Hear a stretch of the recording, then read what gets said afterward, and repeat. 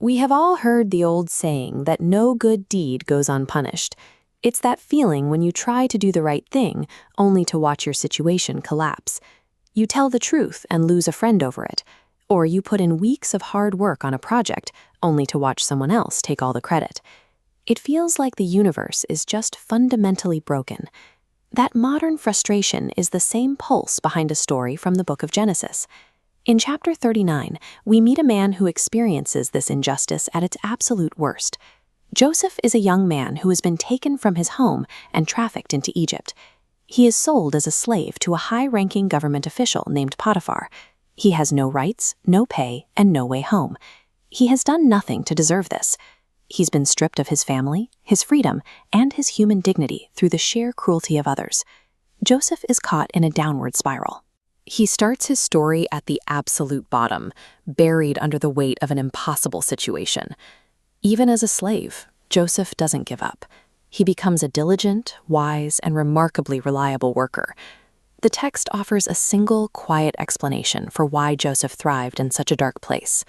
God was with him. Potiphar notices Joseph's success and eventually promotes him to oversee his entire household and estate. It is a strange paradox. A man with the lowest possible social status has become the master of the house, showing that internal character can lift you up even when the world tries to push you down. But Joseph's new stability is immediately threatened. Potiphar's wife begins to pursue him, subjecting him to continuous sexual harassment. Joseph holds his ground.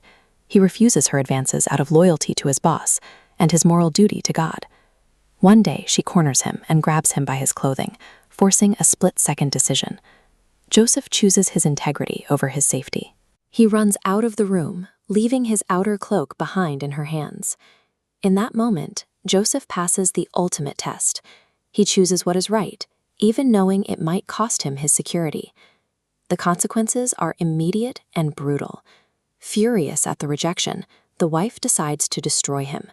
She uses the cloak he left behind to frame him, telling a lie that Joseph assaulted her. Potiphar believes her.